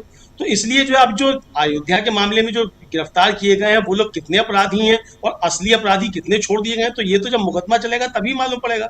अगर मुकदमा चलेगा ही नहीं और वकील साहब खड़े ही नहीं होंगे, अपराधी जो तथाकथित बताए जा रहे हैं जो उनके लिए अगर कोई वकील नहीं मिलेगा तो मुकदमा फिर कैसे होगा? फिर तो असली कल्पिट तो आएगा नहीं सामने। असली कल्पिट तभी सामने आएगा कि जब मुकदमा हो, मुकदमे की सुनवाई हो, बहस हो। तो इसलिए मुझे लगता है कि ये भावनात्मक, ठीक है, आप भावनात्मक रूप से आप कुछ भी फैसला ले लें, लेकिन वकील तो कसाब को भी मिल ही गया था जी, भली सरकार की तरफ से मिले। तो ये मतलब एक नागरिक अधिकार के तौर पे जो है ये चीज़ें ठीक नहीं है, और इस तरीके की चीज़ें मुझे लगता है कि भावावेश में नहीं ली जानी चाहिए। बाकी जो उनकी मांग है कि ये तीनों जो हैं, अनिल मिश्रा और वो चंपत राय 3 दिन के अंदर अयोध्या छोड़ा जाए, जेल भेजा जाए, वो सब मांगे एकदम बिल्कुल जायज है। लेकिन जो जंतर मंतर पे राजीव जी चल रहा है और जिस तरीके से राजनाथ सिंह जी का झूठ जो है वो आया सामने की, वो सिर्फ राजनाथ सिंह का झूठ नहीं है, वो झूठ मोदी सरकार का झूठ है, जो बाकायदा संसद में बोला गया है, सरकार की तरफ से वो झूठ बोला गया। उसमें अकेले राजनाथ सिंह ही दोषी नहीं है, पूरी की पूरी सरकार जो है उसमें दोषी है। देश के सामने झूठ बोला गया, देश की संसद के सामने जो झूठ बोला गया। तो इसलिए राजीव जी इस्तीफा अगर राजनाथ सिंह का होना है तो उसमें इस्तीफा नरेंद्र मोदी का भी होना चाहिए, और इसलिए होना चाहिए कि ये बड़ा झूठ जो है वो देश के साथ किया गया, बोला गया। और झूठ से ज्यादा बड़ा जो है राजीव की बात है कि देश के शहीदों का अपमान किया गया और साल भर से ज्यादा शहादत छुपाकर रखी गई।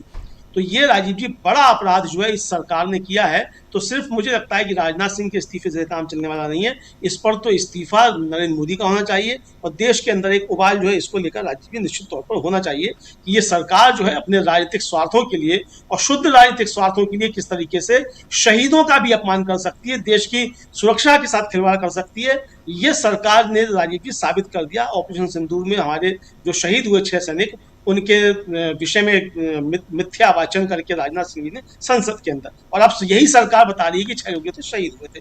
तो ये राजीव जी एक बड़ा मसला है, मुझको लगता है। तीसरी बात राजीव जी जो जंतर मंतर पर चल रहा है, हम लोग शुरू से राजीव जी खासतौर से मैं तो ये कह ही रहा था कि भाई 2 करोड़ मिलियन फॉलोअर या 50 मिलियन फॉलोअर या 20 करोड़ जो है वो फॉलोअर हो जाए, फॉलोअर होना एक अलग चीज है और जमीन पे आंदोलन होना एक अलग चीज है। और उसको अभिजीत दिप्के साहब जो उनको तीसरे दिन समझ में आ गया था। अमलेंदु जी जरा आपको रोकना चाहूंगा, सीधे जरा इकरार की तरफ, वहाँ जंतर मंतर का आप जिक्र कर रहे हैं, जरा इकरार के पास चलते हैं, क्या चल रहा है। मैं कह रहा था कि थोड़ा सा एक जो आंदोलन की जो एक पारंपरिक रूप उसका है उसको ज़रा दिखाइए कि क्या चल रहा है वहाँ। यहाँ देखिए AISF की डफली दिखाई दे रही है। ज़रा इकरार हमारे साथ जुड़े हुए हैं और क्या ये लोग कर रहे हैं, क्या गा रहे हैं, क्या हो रहा है, जरा उनसे समझते हैं। छात्र एकता जिंदाबाद, पढ़ाई लड़ाई जिंदाबाद, पढ़ाई लड़ाई जिंदाबाद, हमारी एकता जिंदाबाद, हमारी एकता जिंदाबाद।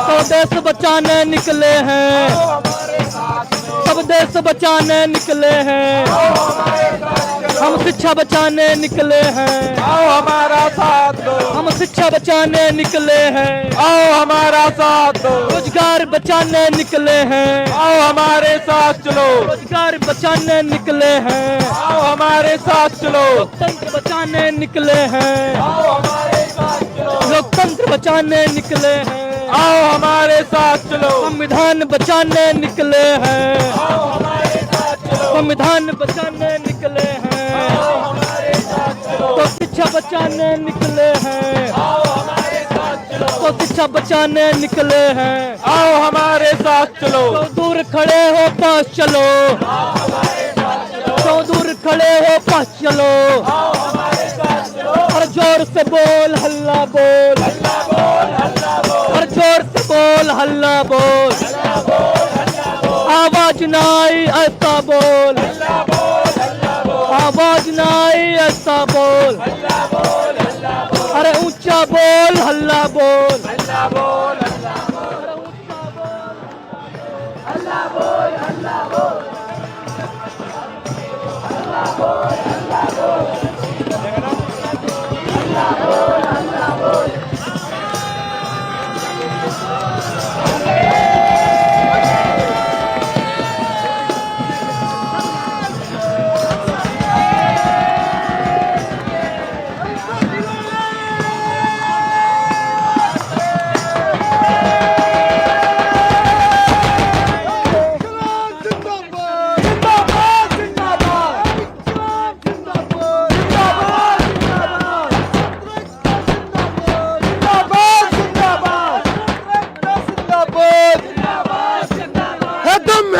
दबन में तेरे है दम है, कितना दबन में तेरे है, जगह है कितनी जेल में तेरे। देख लिया है देखेंगे, साथिया आवाज दो। बात की तो आपको ये बात बताना चाहिए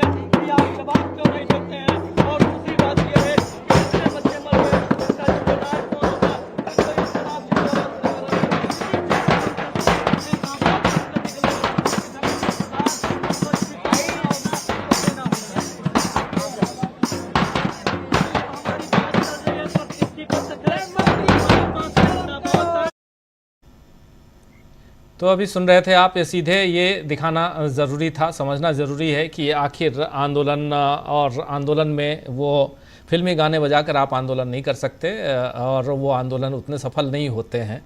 जो आंदोलन की जो मूल भावना है वो यही है। और इसमें कोई AISF के बच्चों को आप देख रहे हैं, आप आयशा के बच्चों को, चाहे आप नॉर्मल भी यानी किसानों के बच्चों को भी देखेंगे, उन सब को भी देखेंगे तो सब आपको अलग अलग यही दिखेगा कि वहाँ आंदोलन जिस ढंग से और आंदोलन में जोश भरने की जो कोशिश होती है खासकर युवाओं में, वो कोशिश यहाँ दिखाई दे रही है। जरा जल्दी से आना चाहता हूँ प्रशांत जी आपके पास और फिर हमारे दोनों साथी सुनील जी और प्रकाश जी के पास भी। प्रशांत जी, मुद्दे देखिए बहुत, और ये भी दिखाने और यहाँ रखने का ऐसा कुछ भी नहीं कि नया कुछ हम दिखा रहे हैं, सब कुछ पुराना है। हम लोगों ने बचपन से इन चीज़ों को देखा है और हमारे तमाम साथियों ने, जो दर्शक साथी जो इस कार्यक्रम को देख रहे हैं, लेकिन एक रूप दिखाने की कोशिश थी हमारी। लेकिन एक रूप हम लोग अयोध्या में भी देख रहे हैं, एक रूप हम दिल्ली की और देश के दूसरे शहरों में भी देख रहे हैं। आपकी टिप्पणी? देखिए, पहली बात की जो सकारात्मक आंदोलन होता है राजीव जी, वो ऐसे ही होता है। उसमें गीत होता है, नारे होते हैं, ढपली होती है, एक बराबरी का मंच होता है। देखिए, लड़कियां भी हैं, लड़के भी हैं, शालीन कपड़ों में है और बहुत ही शालीनता के साथ वो नारे लगा रहे हैं, कोई हिंसा नहीं दिख रही है। और दूसरी तरफ जब आप दक्षिण पंथ के लोग, जिनके यहाँ परंपरा नहीं है आंदोलन की, उनको जब आप देखेंगे RSS BJP के लोग, तो उनके आंदोलन में आपको हिंसा दिखाई देगी और गाली गलौज दिखाई देगी। तो ये एक फर्क, बेसिक फर्क होता है एक सकारात्मक आंदोलन का। दूसरी बात देखिए, जब ओवरऑल हम बात करें, क्योंकि समय काफी हो गया, मैं बहुत संक्षेप में एक ही बात रखूंगा केवल, कि सरकार, BJP और RSS तीनों एक बड़े संकट के दौर से गुजर रहे हैं। दिल्ली और लखनऊ के बीच में दूरियां बढ़ गई हैं, मतलब योगी आदित्यनाथ और मोदी और योगी में दूरियां लगातार बात होती है, और अयोध्या मसले पे तो और ज़्यादा बढ़ गई हैं दूरियां। उसकी चर्चा मैं कभी और करूंगा, लेकिन बहुत डिटेल चर्चा है वो बातें आ रही हैं जी। बात वहाँ पे ये भी आ रही है कि क्या पता अवनीश अवस्थी की एंट्री हो जाए इस पूरे गेम में। तो देखते हैं कि दिल्ली और लखनऊ के बीच में क्या बैठता है। लेकिन एक बात पहली बार हो रही है देश में कि प्रियंक खड़गे, कर्नाटक के गृह मंत्री, वो RSS से कह रहे कागज दिखाओ, और उसी दौरान RSS का प्रोजेक्ट राम मंदिर और उसमें चढ़ावे की चोरी में RSS के लोग शामिल पाए जा रहे हैं, आरोप लग रहे हैं, उनके इस्तीफे हो गए। एक जो RSS की छवि बनाई गई कि RSS के लोग बड़े कर्मठ होते हैं, RSS के लोग बड़े ईमानदार होते हैं, बड़ी सादगी का जीवन जीते हैं, चांदी गला गए, सैकड़ों टन चांदी गला गए जी। ये RSS के लोग जो पार्कों में निक्कर पहन के पीटी करते हैं, तो बड़ा महिमा मंडित किया गया इन लोगों को, और तमाम लोगों ने, और सेकुलर साइट के भी तमाम बुद्धिजीवियों ने इनको महिमा मंडन किया इनका, कि बड़े ईमानदार होते हैं जी, काम बहुत करते हैं, दिख रहा है काम क्या करते हैं, बड़ा सादगी का जीवन होता है, वो सादगी का जीवन भी हम देख रहे हैं। तो ये एक RSS के ऊपर ये बड़ी क्रेडिबिलिटी जो है का एक संकट है, और ऐसी 100वें साल में RSS है, और 100वें साल में वो सबसे बड़ा जो क्रेडिबिलिटी का संकट उनके ऊपर दिखाई दे रहा है। अयोध्या में इनकी वजह से क्या स्थिति आप ये देखिए कि मंदिर में दर्शनार्थियों का फुटफॉल, दर्शनार्थियों का आगमन FIR के बाद आधा रह गया है। वहाँ जो स्ट्रीट वेंडर्स हैं, जो सामान बेचते हैं, जो प्रसाद बेचते हैं, माला बेचते हैं, उनकी दिहाड़ी नहीं बन पा रही है, लोग कम हो गए आना।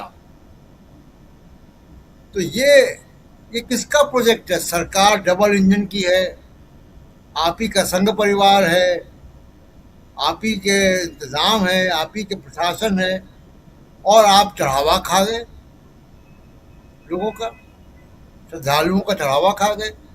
और चढ़ावा जो व्यक्ति देता है उसकी भावना क्या होती है? उसके घर में कोई बीमार होता है, उसकी या कोई बच्चा दिक्कत में होता है, कुछ उसकी मन्नत होती है, कुछ मनोकामना पूरी हुई होती है, श्रद्धा भी है मान लीजिए, वो चढ़ावा दे रहा है और आप उस चढ़ावे को चोरी करके पता नहीं क्या कर रहे हैं, क्या खा रहे हैं, क्या पी रहे हैं, कौन सी जमीन खरीद रहे हैं, कौन से गहने खरीद रहे हैं, कौन से अयाशियां कर रहे हैं। तो आरएसएस की क्रेडिबिलिटी इसमें गिरी है, सरकार की क्रेडिबिलिटी गिरी। हम देख रहे हैं जो जंतर मंतर पे क्या हो रहा है चारों तरफ। मोदी साहब की एक प्लेबुक सामने है हमारे कि वो देश में कहीं निकलते हैं तो एम्बुलेंस होती है, इसको रास्ता देते हैं, वो विदेश में जाते हैं तो एएनआई के कैमरे के सामने एक महिला आती है जो रो कर बताती है कि उसको दर्शन हो गए मोदी जी के, मोदी जी अवतार हैं। उसके बाद वही देश उनको कोई एक नया बनाया हुआ अवार्ड दे देता है। ये इजराइल में भी हुआ, ये अभी फिर हम देख रहे हैं सेशल्स में हुआ, और वो इतनी जल्दबाजी में अवार्ड बनाया गया, उसके बारे में खबरें आ रही हैं कि एआई से बनाया गया। सेशल्स के अवार्ड में सेशल्स की स्पेलिंग गलत है, रिपब्लिक ऑफ सेशल्स में रिपब्लिक की स्पेलिंग गलत है, वो अवार्ड लेके मोदी जी आ गए। तो ये जो प्लेबुक है, जो राहुल गांधी ने कहा था कि पुराने तरीके नहीं काम करेंगे, वो काम करना बंद कर चुके हैं। तो अभूतपूर्व संकट सरकार का है, बीजेपी का है और आरएसएस का है। और ये संकट क्योंकि घमंड भी है, दम्भ भी है, पैसे का और गोदी मीडिया का और इन सब चीज़ों का, तो ये इस वजह से ये संकट मुझे लगता नहीं कि ये हल होने जा रहा है।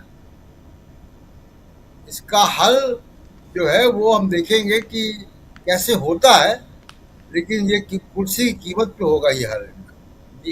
जी, कुर्सी की कीमत पर यह हल होगा, लेकिन क्या कुर्सी छोड़ते हुए दिखाई देंगे देश के शिक्षा मंत्री, देश के रक्षा मंत्री, देश के गृह मंत्री, देश के पेट्रोलियम मंत्री? चार का तो नाम सामने ले रहा हूं। प्रकाश जी, क्या ऐसा लगता है आपको इस सरकार में इस्तीफे नहीं होते? रक्षा मंत्री ने कहा है। राजीव जी, बड़े बड़े नेताओं के मुगालते दूर हो जाते हैं, बड़े बड़े लोगों के, और हुए हैं। तो कोई इस भ्रम में न रहे, क्योंकि सबसे बड़ा इस्तीफा लेने वाला तो मतदाता होता है। वो मतदाता जब इस्तीफा मांगने जाएगा, जब उसे मुहर लगानी होगी, बटन दबाना होगा, तो जो फैसला देगा वो तो अटल सत्य है ही। लेकिन उसके पहले देखिए कितने आए नेता आए, कितने मुख्यमंत्री भी आए, कैसे लोग आए। लेकिन पहले कभी ऐसा होता था कि जरा सा आक्षेप लगता था सरकार पर और उस आक्षेप पर जांच बैठ जाती थी, मंत्रियों के इस्तीफे हो जाते थे। गृह मंत्री का इस्तीफा इसलिए हो जाता था कि उन्होंने दिन भर में 4 बार सूट बदले और उनके चारों सूटों के फोटो, अलग अलग पोशाक में फोटो मीडिया में आ गए। इतनी सी बात पर इस्तीफे हो जाते थे। तो जब कोई ये कहता कि इस्तीफे नहीं होंगे, तो उसमें दो चीजें होती है। एक होती है अनैतिकता का पुट कि हम तो इतने बड़े अनैतिक है कि हम तो इस्तीफा नहीं देंगे तो नहीं देंगे। तो दूसरा होता है अहंकार कि हम तो हमें जो करना है कर लो, हम कोई नैतिकता नहीं मानते, कोई अनैतिकता नहीं मानते। लेकिन आप देखिए, जिस राम मंदिर के उद्घाटन कहना चाहिए, लोकार्पण उद्घाटन, जो भी उद्घाटन में लोग श्रद्धा से रो रहे थे, ख्वाब देख रहे थे कि कब हम अयोध्या जाएंगे, योजनाएं बना रहे थे, कई लोग गए भी।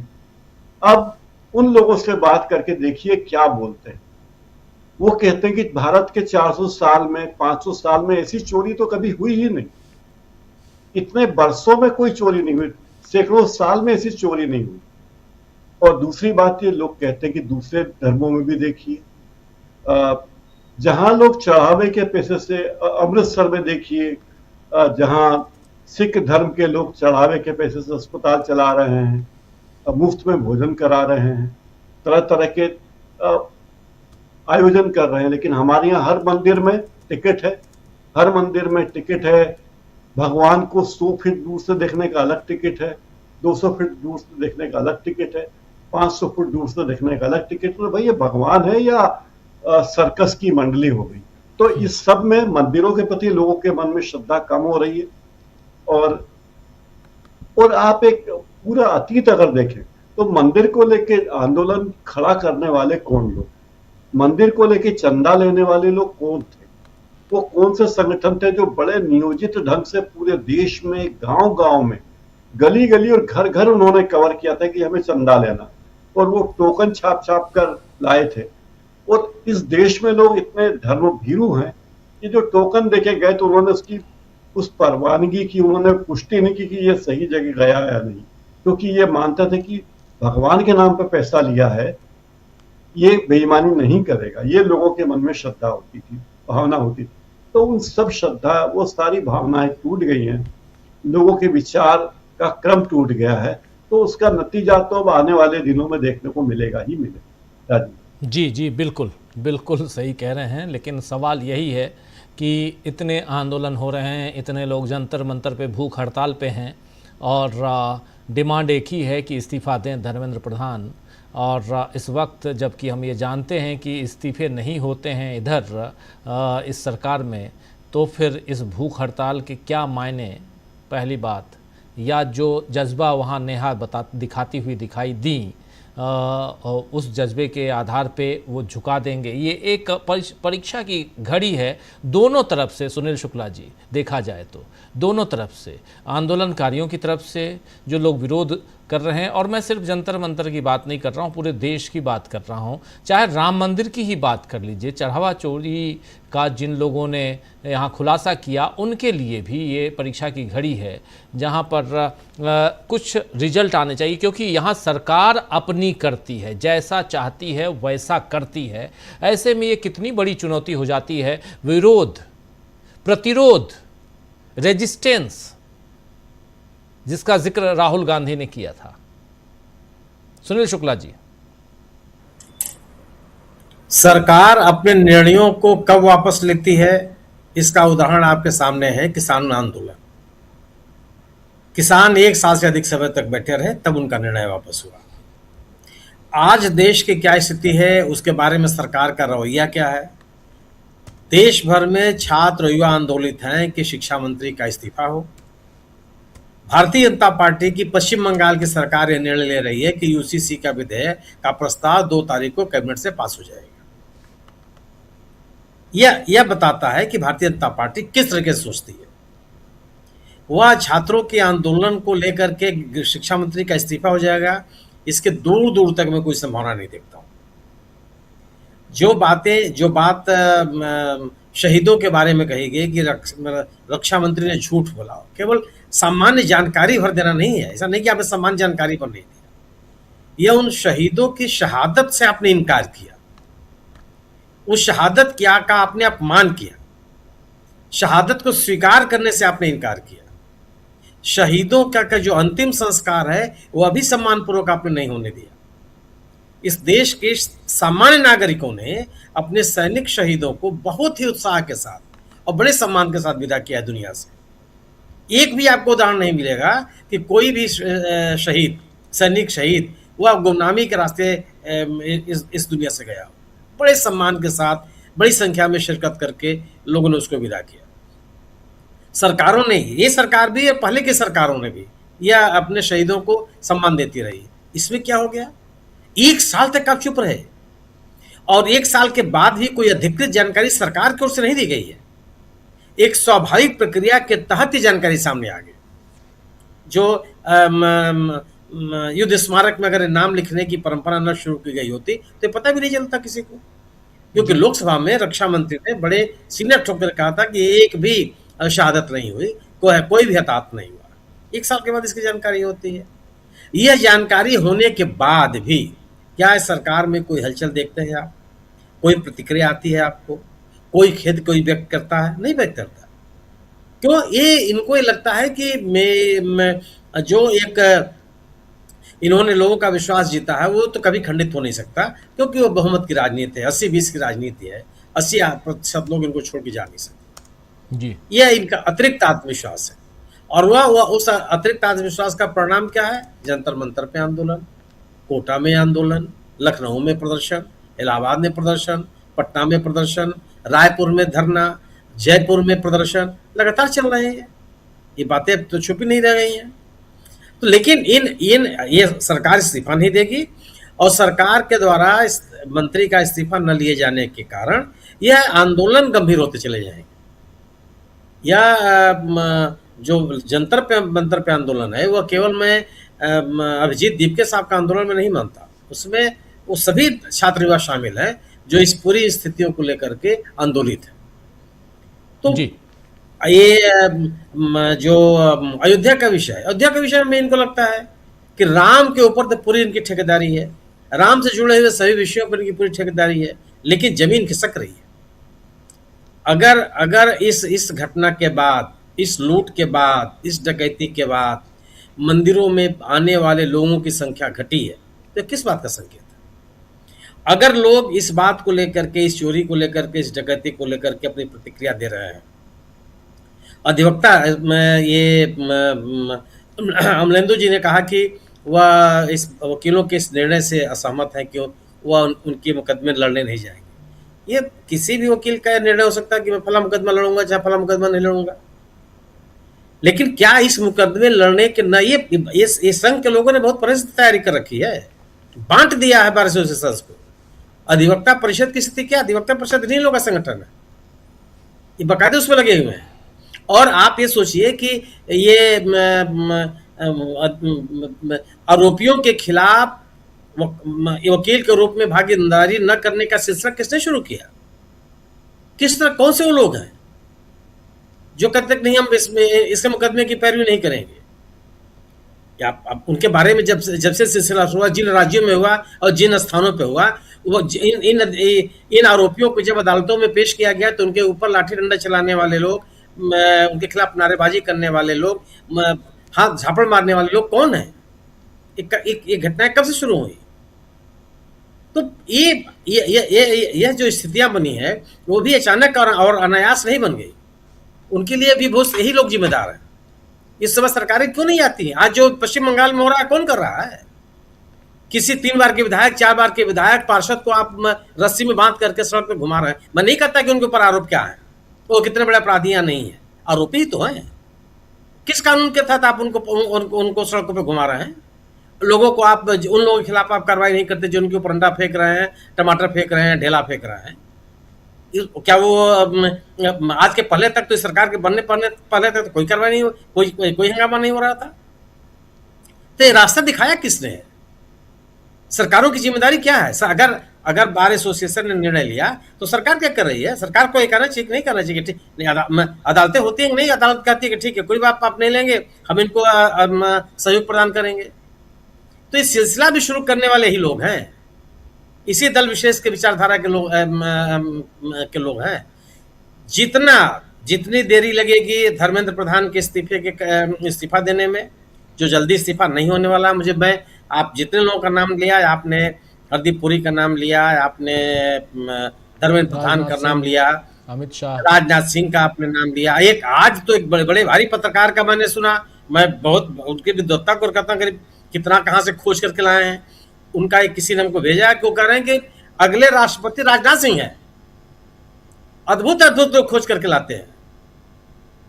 मैं नाम नहीं लेना चाहता उनका, मतलब आप सोच नहीं सकते, और आप इस्तीफे की बात कर रहे हैं। तो ये परिकल्पना करने वाले लोग हैं जी।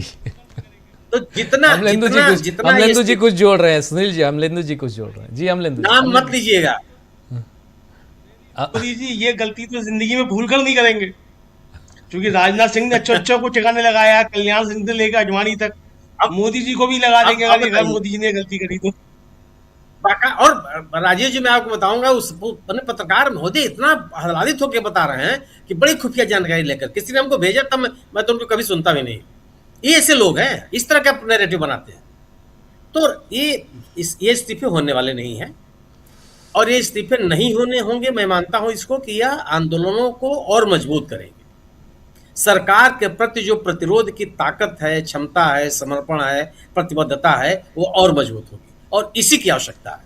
जी बिल्कुल बिल्कुल सही आप कह रहे हैं। प्रशांत जी कुछ जोड़ना चाह रहे हैं?